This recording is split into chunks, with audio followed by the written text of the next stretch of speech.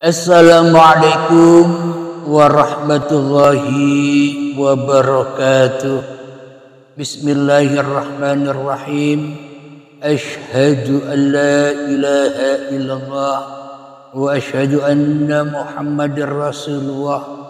Allahumma salli ala Sayyidina Muhammad wa ala ali Sayyidina Muhammad. Rabbis rahli sadri wa yassirli amri wahlul 'uqdatam min lisani yafqahu qawli. Amin. Bismillahirrahmanirrahim. Salam hormatku, salam ta'zimku selalu buat para sahabat-sahabatku tercinta, baik yang ada di Brunei Darussalam, yang ada di Singapura, yang ada di Malaysia, dan yang ada di dalam negeri. Semoga kita semua senantiasa di dalam keridhaan Allah Subhanahu wa Ta'ala. Amin ya Rabbal Alamin. Di malam Jumat yang penuh dengan keberkahan ini, kita akan mengunggah judul, yakni doa sebelum niat. Ketika sebelum niat kita melakukan sholat 5 waktu, ada sebuah doa yang mana akan kami bacakan doa itu. Bismillahirrahmanirrahim. Ilahi anta maqsudi wa ridhaka matlubi, a'tini mahabbataka wa ma'rifataka. Sadaqallahul azim. Yang artinya, ya Allah, ya Tuhanku, Engkaulah yang aku tuju atau yang aku maksud, dan ridhomulah yang aku cari. Berilah aku kemampuan untuk mencintaimu dan bermakrifat kepadamu. Sadaqallahul azim. Mari kita kaji tentang makna doa ini. Ya Allah, ya Tuhanku, ketika kita sebelum membaca niat, kita selama ini membaca doa ini. Ya Allah, ya Tuhanku, Engkaulah yang aku tuju atau yang ku maksud.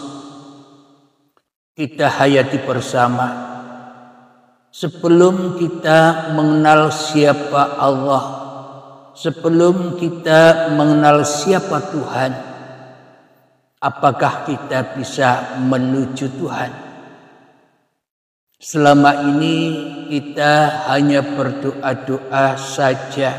Ya Allah, ya Tuhanku, Engkaulah yang aku tuju atau yang ku maksud. Berarti ketika kita belum mengenal siapa yang bernama Allah, atau sebelum kita mengenal Tuhannya seluruh manusia, maka selamanya apapun yang kita perbuat tidak akan pernah bisa menuju atau tak akan pernah bisa sambung maksud kita kepada Allah. Meskipun pakai doa-doa apapun, meskipun pakai niat-niat apapun, sebelum kita mengenal Allah, sebelum kita mengenal Tuhannya manusia, semuanya hanya bacaan-bacaan saja. Semuanya hanya ritual-ritual saja. Dan semuanya hanya budaya-budaya saja, tanpa ada nilai spiritualnya. Karena hakikat nilai spiritual itu sendiri ketika manusianya sudah bertemu dengan Tuhannya, ketika manusia sudah kembali kepada Tuhannya, ketika manusia sudah berserah diri kepada Tuhannya. Jadi bila manusia sudah bertemu Tuhannya, jadi mohon jangan salah paham dulu makna dari manusia bertemu Tuhan itu bukan seperti bertemunya antara manusia dengan manusia. Kalau saya bertemu Anda kan ada dua sosok. Dua sosok yang jadi satu, yang kumpul jadi satu karena sudah ketemu. Tapi di dalam ketuhanan ini yang dimaksud kembali, yang dimaksud berpasrah diri, yang dimaksud bertemu itu ketika manusianya sudah binasa, sudah mati, sudah terbaiat hatinya, sudah mutu qabla antal maut. Jadi tidak ada manusia yang bertemu Tuhan kecuali Tuhan yang bertemu manusia. Jadi bila manusianya ingin bertemu Tuhan, ya temuilah fitrah diri manusia kita sendiri dahulu. Karena awaluddin ma'rifatullah, awal suatu agama, pondasi suatu agama adalah mengenal Tuhannya, yakni menghadap Tuhannya. Itulah awal, puncak, segala puncaknya, segala awalnya suatu agama. Agar apa kita mengenal Tuhan daripada mengenal agama itu sendiri?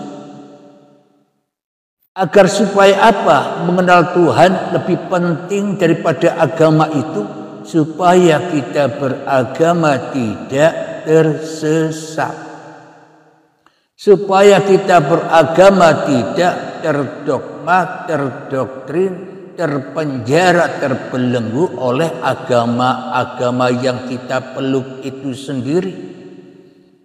Jadi kebanyakan kita, termasuk saya, kita selama ini mendahulukan pokoknya aku sudah beragama, baik yang Islam, baik yang Kristen, Nasrani, Yahudi, Majusi, Sabiin, Hindu, Buddha, Konghucu dan sebagainya.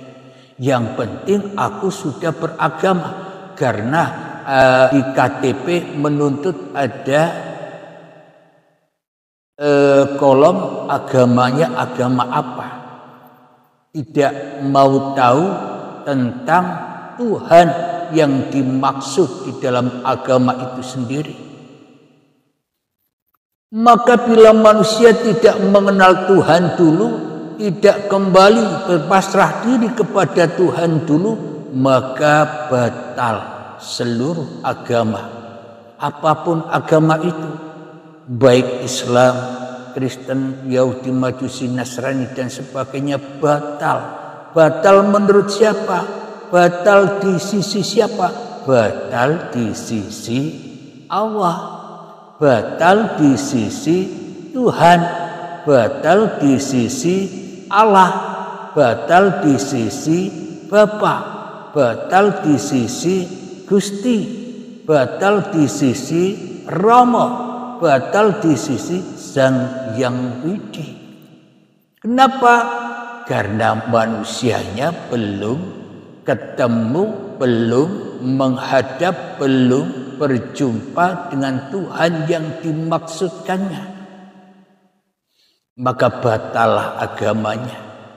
Padahal tujuan seluruh apapun nama-nama agama yang ada di dunia ini, tujuannya beragama dan bernama apapun agama itu semua bertujuan untuk ketemu Tuhan, agar hatinya tidak kacau.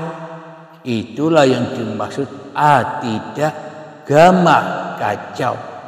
Kenapa manusia dituntut beragama? Agar tidak kacau hatinya, agar enjoy saja hatinya, agar tenang hatinya, agar selalu bahagia hatinya, agar selalu menerima apapun ketentuan-ketentuan Tuhan yang ada pada dirinya. Itulah tujuan beragama, yakni kembali kepada Tuhannya. Lalu bagaimana bila kita hanya mengandal-andalkan sebuah agama atau nama-nama agama yang kita peluk, sementara kita tidak merealisasikan awaluddin ma'rifatullah, kita tidak merealisasikan berkenalan dengan siapa sebenar-benarnya Tuhan itu, tidak berjumpa dengan siapa Tuhannya seluruh manusia, maka pasti agama apapun Anda pasti kacau. Apa buktinya? Coba Anda lihat sendiri di TikTok, berbagai macam komal, isinya debat terus, kacau terus, memperdebatkan agama-agamanya, membela agama-agamanya, kacau semuanya, tidak tenang hatinya, tidak enjoy hatinya. Kenapa? Karena tidak mementingkan mengenal Tuhan dahulu, karena tidak mementingkan jumpa Tuhannya dirinya dahulu, karena tidak mementingkan ketemu Tuhannya seluruh manusia dahulu, sehingga kacau. Itulah bukti agama apapun Anda, maka ia akan kacau dan tersesat bila tidak bertuhan. Jadi beragama belum tentu bertuhan, tapi kalau sudah bertuhan pasti beragama. Apa maknanya pasti beragama? Pasti selalu dan selalu selamat hatinya dari huru haranya dunia, selamat hatinya dari pernak-perniknya dunia, sehingga selamat hatinya dari perdebat-debatan. Kenapa? Bila manusia sudah jumpa, sudah mengenal Tuhan yang menciptakan dirinya dan Tuhan yang menciptakan seluruh manusia, maka hatinya sudah tenang, sudah enjoy saja. Apalagi yang mau diperdebatkan? Wong diriku dituhani oleh Tuhan yang Esa. Diri mereka yang beragama lain pun juga dituhani oleh Tuhan yang Maha Esa. Apalagi yang dibedakan? Apalagi yang diperdebatkan? Isinya sopan santun, isinya berakhlakul karimah, isinya kasih dan sayang. Kenapa? Karena sudah bertemu, karena sudah menghadap kepada Tuhan yang Maha Kasih Sayang. Sudah tidak ada perdebatan-perdebatan lagi, sudah tidak ada gontok-gontokan lagi, tidak lagi ada saling mencaci, saling menghina, jina satu dengan yang lain. Kenapa? Karena hatinya sudah tidak kacau lagi. Karena agamanya agama yang lurus. Apa agama yang lurus itu? Yakni meluruskan hati, sambung kepada Tuhan yang mentuhani dirinya, dan menyambung kepada Tuhan yang menghidupi manusia-manusia yang di luar diri kita. Jadi kenapa kok tidak suka berdebat-debatan? Karena sudah sambung rasanya, sambung dengan orang-orang Muslim, sambung dengan orang-orang Kristen, sambung dengan orang-orang Yahudi, sambung dengan orang-orang Hindu, Buddha, Konghucu dan sebagainya, bahkan sambung dengan seluruh umat manusia. Apa yang dimaksud sambung? Karena yang menghidupi kita semua hanyalah Tuhan yang Esa. Siapakah Tuhan yang Esa itu? Hidup yang menghidupi kita itulah Tuhan yang dicari-cari oleh setiap manusia. Kenapa manusia tidak bisa menemukan Tuhannya? Sehingga manusia hidup tersesat, sehingga manusia serba ketakutan hidup di dunia ini, sehingga manusia bercerai-berai, saling menghina satu dengan yang lain, saling merendahkan, saling menghujat. Kenapa? Karena sesungguhnya manusianya belum beragama, belum bertuhan, meskipun secara syariatnya sudah beragama. Akan tetapi bagaimana mungkin manusia yang sudah beragama toh masih kacau hatinya? Berarti kan belum beragama. Sehingga memandang manusia yang satu dengan manusia yang lain itu berbeda-beda, tidak mau disama-samakan dengan dirinya. Wong realitanya syariatnya memang beda menurut kemanusiaan, menurut keakuan, menurut hawa nafsu. Itulah setan yang selalu membisikkan ke dalam hati manusia untuk saling bermusuh-musuhan dengan orang lain, dengan agama orang lain, dengan keyakinan orang lain. Itulah kita selama ini sudah diadu domba oleh setan, karena kita memperturutkan jalan-jalannya setan, karena kita mempertuhankan setan di dalam dada kita, sehingga kita dibuat mainan oleh setan. Padahal orang Islam, orang Kristen, orang Hindu, Buddha dan sebagainya itu saudara, saudara kandung, setanah air, sama-sama terlahir, tercipta dari tanah, sama-sama dilahirkan Tuhan, sama-sama diwujudkan Tuhan, sama-sama dihidupi Tuhan. Saudara kita ini jangan sampai bercerai-berai hanya dengan babakan yang remeh, hanya dengan kepahaman-kepahaman agama dan Tuhan versi hawa nafsu. Ya pasti muncullah perbedaan dan perdebatan. Kenapa? Karena kita selama ini memahami agama dan memahami Tuhan versinya setan, ya tidak sama dengan versi Tuhan. Bila kita mengkaji, memahami, beragama dan bertuhan, mengikuti langkah-langkah setan, pasti kita menjelek-jelekkan orang yang beragama beda dengan agama kita.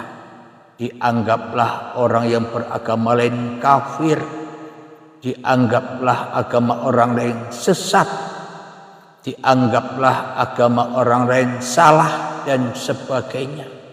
Kenapa? Karena kita mentuhankan hawa nafsu kita sendiri yang seolah-olah kita ingin benar-benar sendiri. Kita ingin menang-menang sendiri. Kita dibutakan oleh iblis, dibutakan oleh setan, melihat bahwa sesungguhnya seluruh manusia, baik itu agama yang berbeda, itu sebenarnya saudara kita sendiri. Dengan kita mengikuti iblis dan setan, seolah-olah kita membuat permusuhan dengan saudara kita sendiri.